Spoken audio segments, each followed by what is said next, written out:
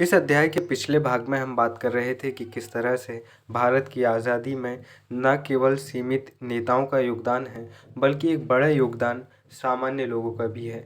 इसे इतिहास की सबाल्टर्न विचारधारा, उपाश्रय विचारधारा बेहतर तरीके से समझाने का प्रयास करती है। यहाँ पर हम सीधे तौर पर कह सकते हैं कि कोई भी देश तब आज़ाद होता है जब उस देश की आबादी चाहती है, जब उस देश की अधिकांश जनता चाहती है कि अब उन्हें एक नई व्यवस्था, एक नई परिपाटी चाहिए। हम तब आज़ाद हुए जब नेताओं को समर्थन देना आम लोगों ने शुरू किया, जब आम लोग सड़कों पर उतरे और अगस्त क्रांति इतनी भयावह हुई कि अंग्रेज़ दहल गए और उन्होंने देखा कि भाई इसका तो कोई नेता ही नहीं है, जितने नेता हैं हम सभी को जेल में भर चुके हैं। और यही कारण है कि भारत छोड़ो आंदोलन को क्रांति कहा गया, क्योंकि इसका कोई नेता नहीं था, यह कोई आंदोलन नहीं था, यह आम लोगों के द्वारा की गई एक क्रांति थी, जिसके परिणाम स्वरूप अंग्रेज़ों को भारत छोड़ना पड़ा।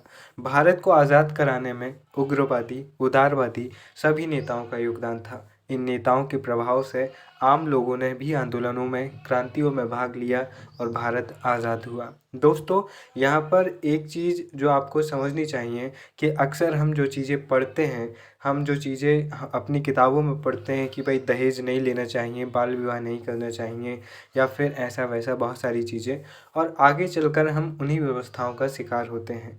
तो यहाँ पर से ये चीज़ें समझ में आती हैं कि भाई समाज तब नहीं बदलता है जब केवल सरकार चाहती है और केवल सरकार कानून बनाती। देश तब बदलता है, कोई राष्ट्र तब उन्नति करता है जब उस देश की जनता भी अपनी विचारधारा में परिवर्तन लाती है, और समाज जब चाहता है तब देश बदलता है। क्योंकि राजनीति या व्यवस्थाएं समाज के लोग ही चलाते हैं। कोई भी नेता एक ऐसी नई व्यवस्था की शुरुआत नहीं कर सकता जिसके खिलाफ समाज है, क्योंकि वह जानता है कि अगर उसे सत्ता में बने रहना है तो उसे वो करना पड़ेगा जो समाज चाहता है। आज के समय में हम देखते हैं कि काफ़ी कट्टरवादी सोच हम समाज में देखते हैं। ऐसा क्यों है? क्योंकि समाज की मेंटालिटी ऐसी हो रही है और नेता इसे और भड़काने का प्रयास करते हैं, और जातिवादी विचारधारा और धार्मिक विचारधाराएं हमें देखने को मिलती है। क्यों? क्योंकि समाज ऐसा चाहता है और नेता उसमें और नमक मिर्ची डालकर लोगों के सामने पेश करते हैं, ताकि वे नेता उनके चहेते बन जाएं और फिर से सत्ता में वापसी कर लें। बहुत कम ऐसे नेता होते हैं जो विचारधाराओं या फिर समाज के खिलाफ जाकर नए परिवर्तनों की शुरुआत करते हैं और समाज को अपने विचारधाराओं या फिर अपने विचारों से मोड़ने का प्रयास करते हैं। ये नेता युवाओं में बहुत कम होते हैं। जैसे पूरी 20वीं शताब्दी में हमें भारतीय स्वतंत्रता संग्राम या फिर भारतीय राजनीति में ऐसे कितने कम नेता मिलते हैं जिन्होंने एक नई विचारधारा खड़ी कर दी। चाहे आप अंबेडकर जी की बात करें, या फिर आप गांधी जी की बात करें, या फिर आप अन्य नेताओं की बात करें, जिनके विचार इतने प्रबल थे कि जो जनता बगावत करने से डरती थी वो सड़कों पर उतर आई और खुले तौर पर अपनी गिरफ्तारी दी।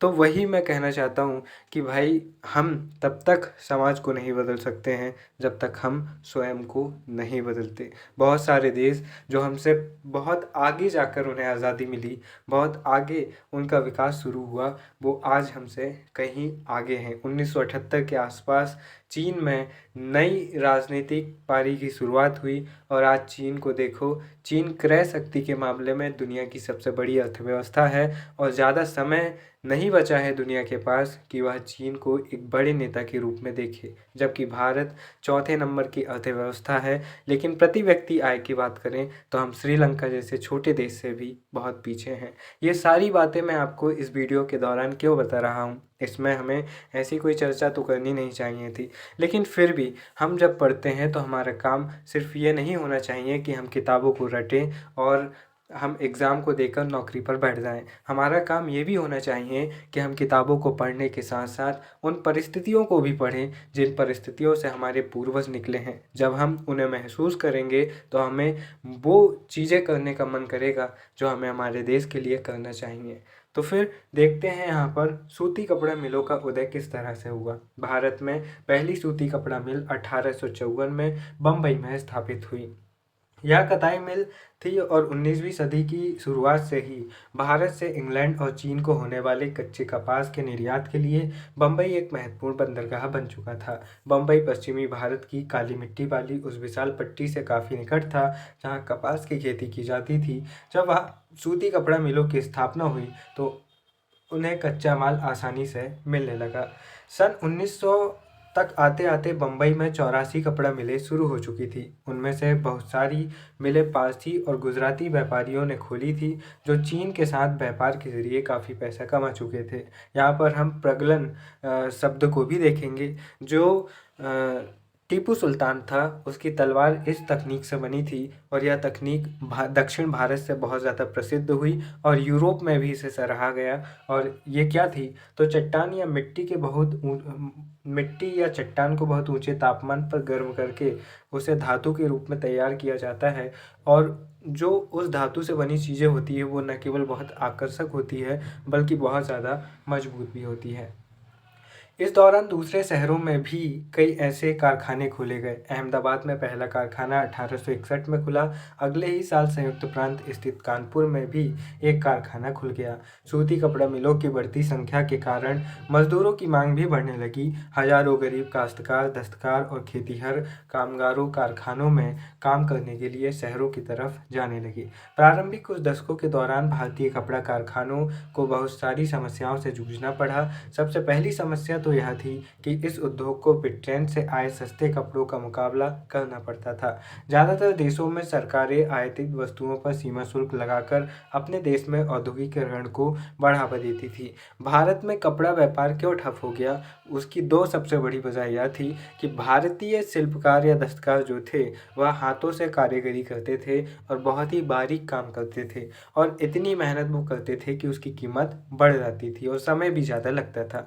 जबकि ब्रिटेन में कारखानों के विकास से क्या हुआ कि बहुत कम समय में बहुत ज़्यादा कपड़े बनने लगे और ज़्यादा उत्पादन होने के कारण उनकी कीमत भी कम होती थी। जबकि भारत में कम उत्पादन होने के कारण कीमत ज़्यादा होती थी। यह वही है अर्थशास्त्र वाला सिद्धांत कि भाई अगर कम कम अगर उत्पादन होगा तो कीमत ज़्यादा होगी और अगर ज़्यादा उत्पादन होगा तो कीमत कम होगी, इस तरह से। और अंग्रेज जानबूझकर भी कीमत कम रखते थे क्योंकि वह भारतीय व्यापार को या फिर उनके जो अन्य उपनिवेश थे उनके जो स्थानीय व्यापार है, स्थानीय जो विशेषताएं हैं उन्हें समाप्त करना चाहते थे और अपने बाज़ारों से पाट देना चाहते थे।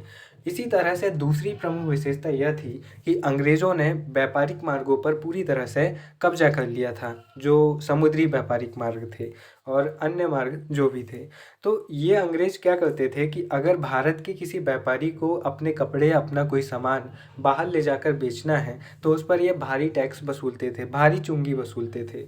जबकि अगर कोई चीज़ ब्रिटेन से आ रही है तो उस पर ये ना के बराबर टैक्स वसूलते थे। जिसके कारण हुआ क्या कि लाना तो आसान हो गया लेकिन ले जाना मुश्किल हो गया। और ले जाना किनके लिए मुश्किल हुआ, भारतीयों के लिए मुश्किल हुआ, अंग्रेज़ों के लिए नहीं। प्रारंभिक कुछ दशकों के दौरान भारतीय कपड़ा कारखानों को बहुत सारी समस्याओं से जूझना पड़ा। सबसे पहली समस्या तो यह थी कि इस उद्योग को ब्रिटेन से आए सस्ते कपड़ों का मुकाबला करना था। ज़्यादातर देशों में सरकारें आयातित वस्तुओं पर सीमा शुल्क लगाकर अपने देश में औद्योगिकीकरण को बढ़ावा देती थी। इससे प्रतिस्पर्धा समाप्त खत्म हो जाती थी और संबंधित देश के नवजात उद्योगों को संरक्षण मिलता था। परंतु औपनिवेशिक भारतीय सरकार ने स्थानीय उद्योगों को आमतौर पर इस तरह की सुरक्षा नहीं दी। लिहाजा भारत में औद्योगिक सूती वस्त्रों उत्पादन की पहली बड़ी लहर प्रथम विश्व युद्ध के समय दिखाई दी, जब ब्रिटेन से आने वाले कपड़ों की मात्रा में काफ़ी कमी आ गई। जब ब्रिटेन युद्धों में उलझ गया तब जो भारतीय उद्योगपति थे जैसे टाटा, बिरला वगैरह उस समय पर जो थे, इन्होंने कपड़े मिलों की स्थापना कर दी। हम देखते हैं कि जो धीरू भाई अंबानी थे उन्होंने भी, हालांकि उन्होंने 80s 90s के दशक में उन्होंने अपने व्यापार की शुरुआत की थी, धीरू भाई अंबानी ने, तो उन्होंने भी कपड़े से ही शुरू किया था। तो भारत में जो कपड़ा व्यापार है ना वो बहुत ज़्यादा फेमस है भाई। मेरी मम्मी खुद बताती हैं कि जो मेरी मम्मी जो है वो कपड़े की दुकान में काम करती हैं, तो वो बताती हैं कि जो कपड़ा है उसमें बहुत ज़्यादा पैसा है। कोई कपड़ा अगर आप थोक में ख़रीद रहे हो 150 रुपये का, तो उसकी जो मार्केट में वैल्यू होती है वो 300 रुपये तक चली जाती है आराम से। और जो दुकानदार होते हैं, कई दुकानदार तो उस 250 रुपये के कपड़े को 500 रुपये तक में बेचते हैं। तो इस तरह से कीमत मुनाफा बहुत ज़्यादा होता है। हालांकि हर व्यापार में या फिर हर काम में अगर आपको अच्छी समझ है तो आप उससे मुनाफा कमा सकते हैं, लेकिन कपड़ा या ग्रोसरी या किराना जैसी चीज़ें ऐसी होती हैं जो हर व्यक्ति की ज़रूरत होती है। इसलिए अगर आप इनमें अपना दिमाग लगाते हैं तो आप ज़्यादा मुनाफा कमाते हैं। हालांकि हम तो स्टूडेंट हैं, हमको पढ़ना है, हमको इससे क्या करना। दोस्तों, लिहाजा भारत में औद्योगिक सूती वस्त्र उत्पादन की पहली बड़ी लहर प्रथम विश्व युद्ध के समय दिखाई दी, जब ब्रिटेन से आने वाले कपड़े की मात्रा में काफ़ी कमी आ गई थी और सैनिक ज़रूरतों को पूरा करने के लिए भारतीय कारखानों से कपड़े का उत्पादन बढ़ाने की मांग की जाने लगी। अब यहाँ पर टीपू सुल्तान की तलवार और बुट्स स्टील, ये जो प्रागलन विधि हम बात कर रहे थे ना, प्रागलन विधि के द्वारा ही इस तलवार को बनाया गया है। और ये टीपू सुल्तान की तलवार है और इसकी मूठ पर, इसकी जो मूठ है, जो पकड़ है, यहाँ पर ये जो लिखा हुआ है ना, ये कुरान की आयतें यहाँ पर लिखी हुई है। टीपू सुल्तान, आपको पता होगा कि मैसूर का सुल्तान था और इसको शेर क्या बोलते हैं इसको, शेर ए सुल्तान ऐसा कुछ कहते हैं, जो हम आगे पढ़ेंगे। भारतीय इस्पात और लौह धातु कला की कहानी हम टीपू सुल्तान के एक मशहूर किस्से से शुरू करते हैं।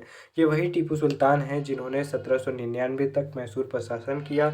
1782 से इनका शासन शुरू होता है, जब इनके पिता हैदर अली की मृत्यु हो जाती है और अंग्रेज़ों से 4 लड़ाइयाँ लड़ी और हाथ में तलवार लिए लड़ते लड़ते वे मारे गए। टीपू की विश्वविख्यात तलवार आज इंग्लैंड के संग्रहालयों की बहुमूल्य संपत्ति है। लेकिन क्या आप जानते हैं टीपू की तलवार इतनी खास क्यों है? दरअसल इस तलवार की धार इतनी सख्त और पैनी थी कि वह दुश्मन के लौह कवच को भी आसानी से चीर सकती थी। इस तलवार में यह गुण कार्बन की अधिक मात्रा वाली बुट्स नामक स्टील से पैदा हुआ था, जो पूरे दक्षिण भारत में बनाया जाता था। इस बुट्स स्टील की तलवारें बहुत पैनी और लहरदार होती थी, यानी ज़्यादा वजन भी नहीं होता था, पतली होती थी, लहरदार, लहर मारते हुए खचाक से काट देती थी। इनकी यह बनावट लोहे में गड़े कार्बन के बेहद सूक्ष्म कणों से पैदा होती थी। टीपू सुल्तान की मृत्यु के 1 साल बाद 1800 ईस्वी में मैसूर की यात्रा करने वाले फ्रांसिस बुकानन ने इस बात का ब्यौरा दिया है कि मैसूर की सैकड़ों प्रागलन भट्टियों में बुट्स स्टील किस तरह बनाया जाता था। इन भट्टियों में लोहे को काट कोयले के साथ मिलाकर मिट्टी की छोटी छोटी हंडियों में रख दिया जाता था। तापमान के जटिल उतार चढ़ाव के बाद चढ़ावों को नियंत्रित करते हुए प्रागलक इस्पात की सिल्लियाँ तैयार कर लेते थे, जिनका न केवल भारत बल्कि पश्चिम और मध्य एशिया में भी तलवार बनाने के लिए इस्तेमाल किया जाता था।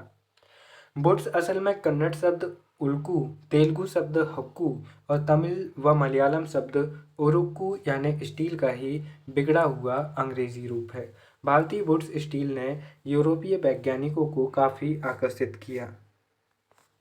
विश्वविख्यात वैज्ञानिक और बिजली व विद्युत चुंबकत्व के आविष्कार करने वाले माइकल फैराडे ने भारतीय बुट्स स्टील की विशेषताओं का 4 साल तक 1818 से 1822 तक अध्ययन किया। इससे आप समझ सकते हैं कि यह कितनी ज़्यादा महत्वपूर्ण थी। परंतु दक्षिण भारत में इतनी प्रचलित बुट्स स्टील निर्माण प्रक्रिया 19वीं सदी के मध्य तक आते आते पूरी तरह लुप्त हो चुकी थी। क्या आप बता सकते हैं कि ऐसा क्यों हुआ होगा? स्वाभाविक सी बात है, अंग्रेज़ों ने सस्ती चीज़ें लानी शुरू कर दी और अंग्रेज़ों ने ऐसे उद्योगों का दमन भी किया होगा।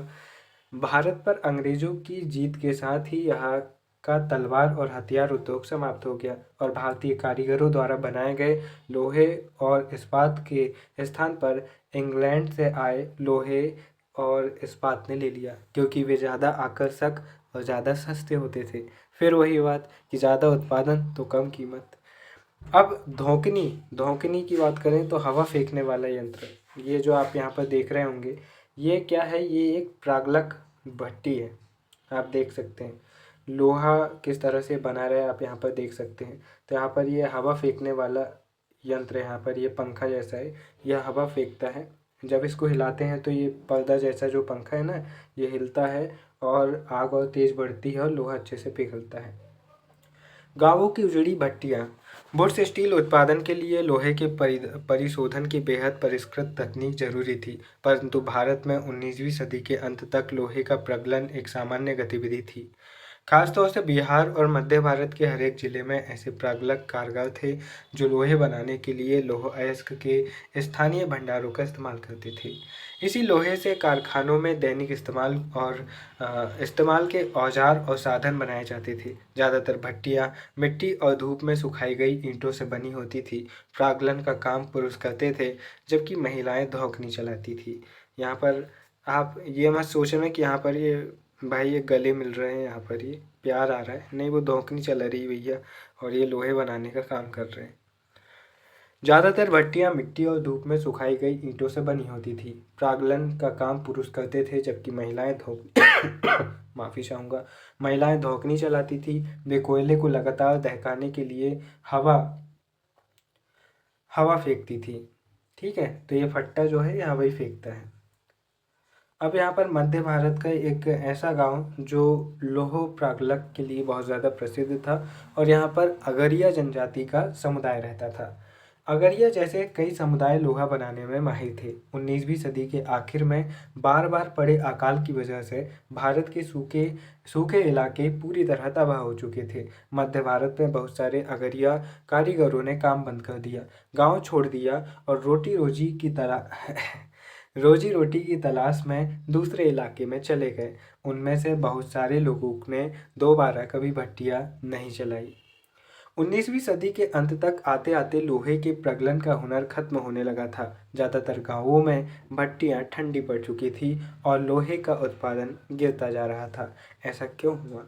इसकी एक वजह तो नए वन कानून ही थे, जिनके बारे में हम अध्याय 4 में पढ़ चुके हैं। जब औपनिवेशिक सरकार ने आरक्षित वनों में लोगों के प्रवेश पर पाबंदी लगा दी, तो लोहा बनाने वालों को कोयला के लिए भला लकड़ी कहाँ से मिलती, और लौह अयस्क भी कहाँ से भी ला पाते। वन कानूनों को नज़रअंदाज करते हुए वे अक्सर चोरी छिपे जंगल में जाकर लकड़ी इकट्ठा कर लाते थे, परंतु लंबे समय तक केवल इसी तरह अपना कारोबार जारी नहीं रख सकते थे। लिहाजा बहुत सारे कारीगरों ने या तो पेशा छोड़ दिया या वे नए रोजगार की तलाश में अलग अलग स्थानों में चले गए। अब एक व्यापक उद्योग जो हमें कुछ जानकारियां मिलती हैं, प्राणी विज्ञान सर्वेक्षण विभाग की एक रिपोर्ट के अनुसार एक जमाने में लोहा प्रगलन भारत का बहुत व्यापक उद्योग था, और सिंधु गंगा व ब्रह्मपुत्र के विशाल बलुआ मैदानों के अलावा शायद ही कोई ऐसा जिला था जहां धातु मल न दिखाई देता हो।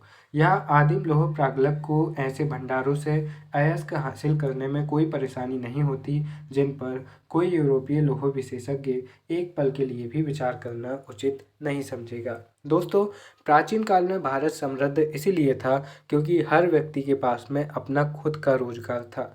एमएसएमई सेक्टर बहुत ज़्यादा मजबूत था। लघु एवं कुटीर उद्योग बहुत ज़्यादा मजबूत था। जरूरी नहीं कि एक व्यक्ति इतना अमीर बने कि वो लाखों लोगों को रोजगार दे, लेकिन ज़्यादातर व्यक्ति इतने अमीर थे कि वे 5-6 लोगों को तो रोजगार दे ही सकते थे।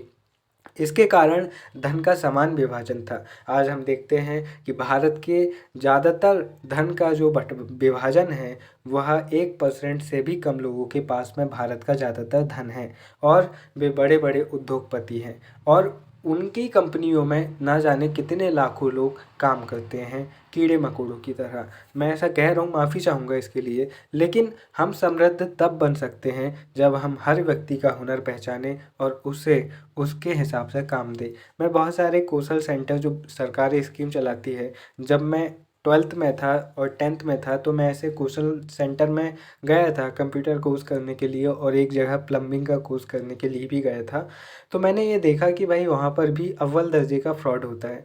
जहाँ कंप्यूटर कोर्स की मैं बात करूँ तो वहाँ पर तो बहुत कम सिखाए थे हमें, लेकिन हमारे नाम पर उन्होंने सरकार से खूब पैसे ऐंठ लिए। इसी तरह प्लम्बिंग कोर्स में हमने 3 महीने तक सुबह उठ उठ के हम गए वहाँ पर पढ़ने के लिए, और 3 महीने बाद जब एग्ज़ाम होना था तो वहाँ का सर हमको क्या बोलता है कि भाई एग्ज़ाम तुम्हारा कैंसिल हो गया है, तुम्हारा रजिस्ट्रेशन सरकार ने कैंसिल कर दी।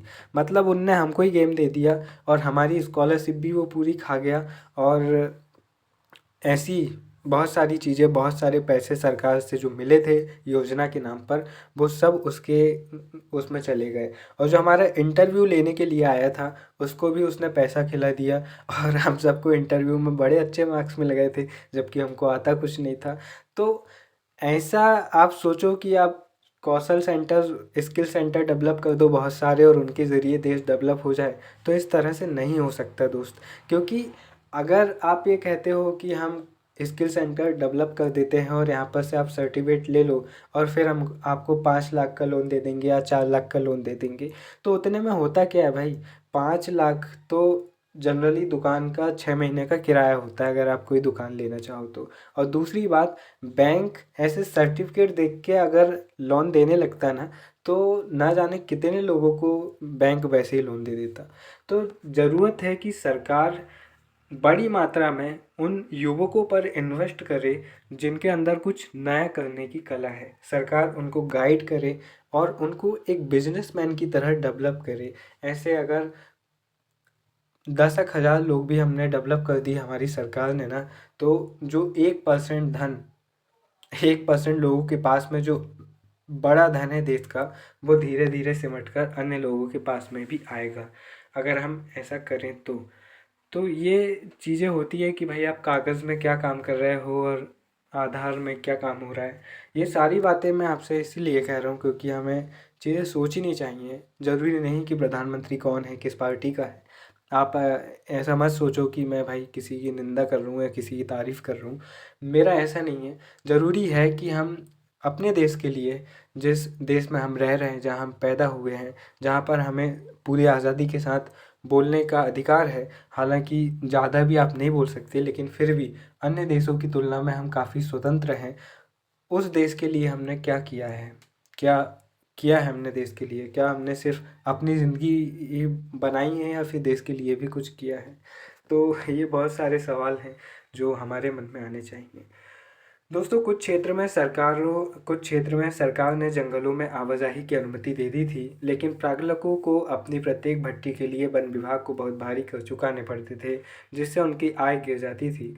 19वीं सदी के आखिर तक ब्रिटेन से लोहे और इस्पात का आयात भी होने लगा था। भारतीय लोहार भी घरेलू बर्तन व औजार आदि बनाने के लिए आयातित लोहे का इस्तेमाल करने लगे थे। इसकी वजह से स्थानीय प्रागलकों द्वारा बनाए जा रहे लोहे की मांग कम होने लगी।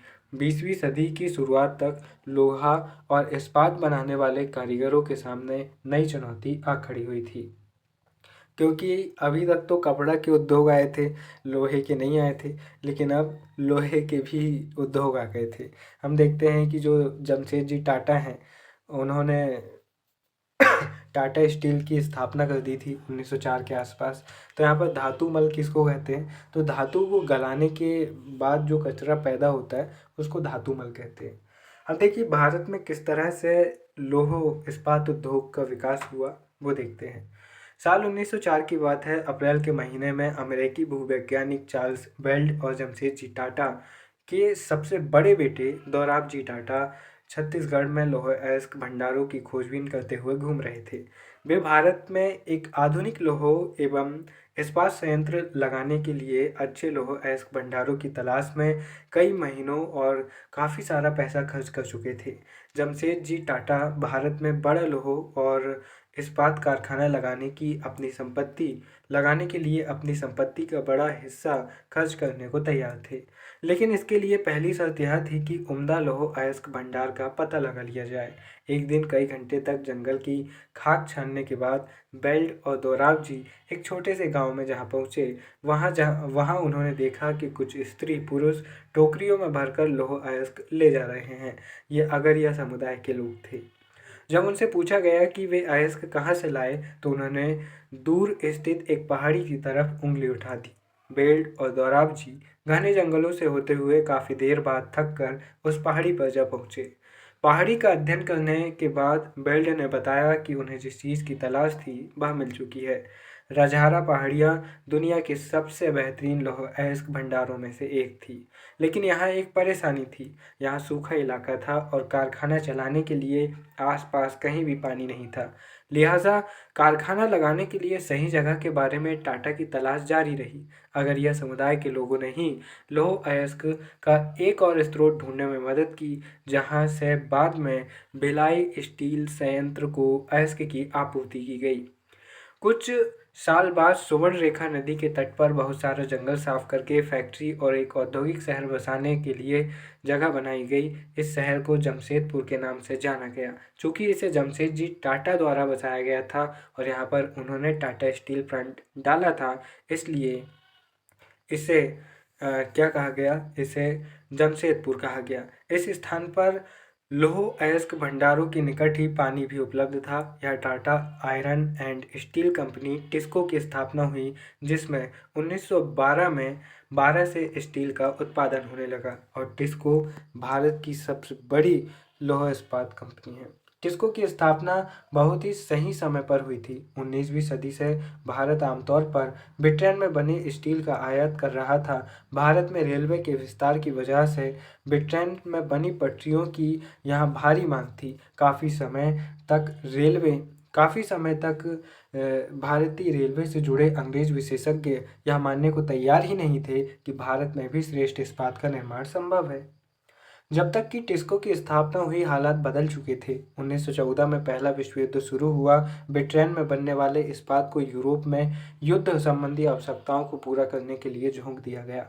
इस तरह भारत आने वाले ब्रिटिश स्टील की मात्रा में भारी गिरावट आई और रेल की पटरियों के लिए भारतीय रेलवे टिस्को पर आश्रित हो गया। जब युद्ध लंबा खिंच गया तो टिस्को को युद्ध के लिए गोलों के खोल और रेलगाड़ियों के पहिए बनाने का काम भी सौंप दिया गया। 1919 ईस्वी तक स्थिति और यह हो गई कि टिस्को में बनने वाले 90% इस्पात को औपनिवेशिक सरकार ही खरीद लेती थी। जैसे जैसे समय बीतता गया, टिस्को समूचे ब्रिटिश साम्राज्य में इस्पात का सबसे बड़ा कारखाना बन चुका था। सूती कपड़ों की तरह लोहे एवं इस्पात के मामले में भी औद्योगिक विस्तार तभी शुरू हुआ जब भारत में ब्रिटिश आयात गिरने लगा।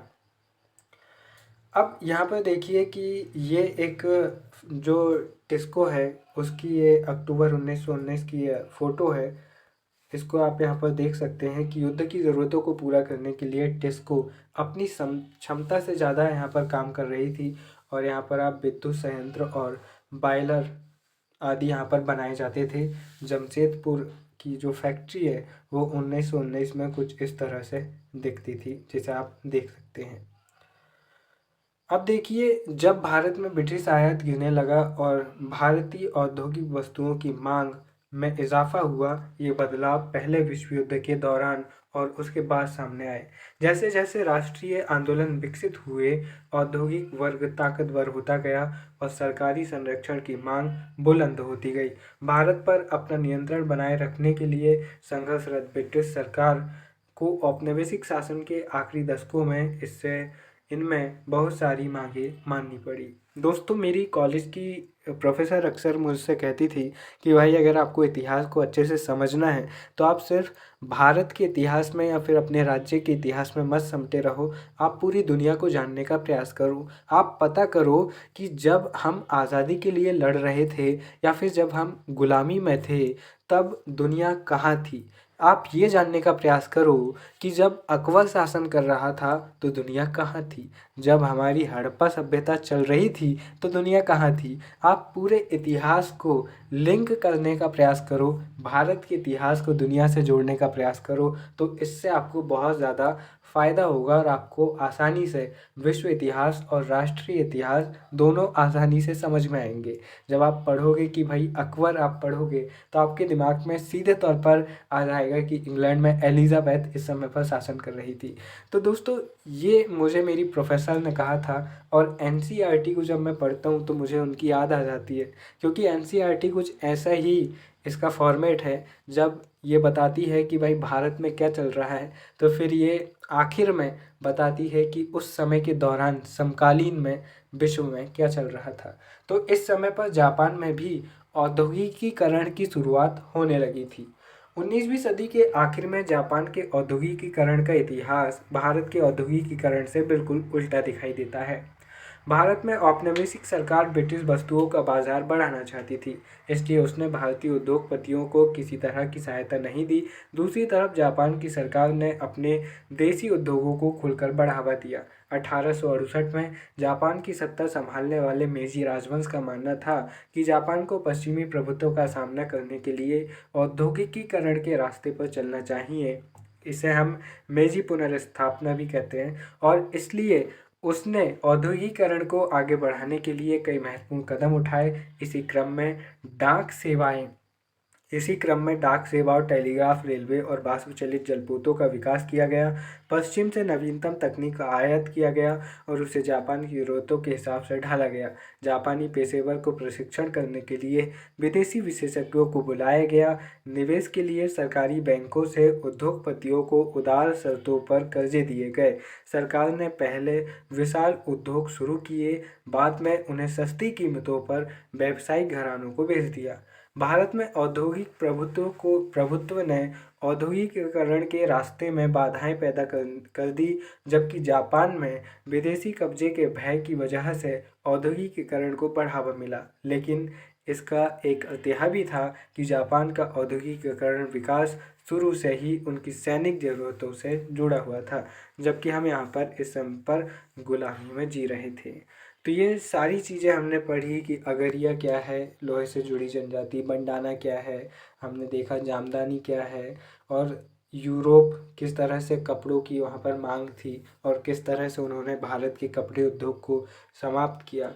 अंग्रेज़ों का जो सिट शब्द है वह किस तरह से चीट से निकला हुआ है। टीपू सुल्तान की तलवार किस तरह से वुड्स स्टील की बनी है, जो कि प्रागलन विधि से बनाई जाती थी। भारत का कपड़ा निर्यात कैसे 18वीं शताब्दी के अंत में कैसे गिरने लगता है, 19वीं शताब्दी में कैसे गिरने लगता है। तो ये सारी चीज़ें हमने यहाँ पर पढ़ी और ये सब कुछ महत्वपूर्ण था।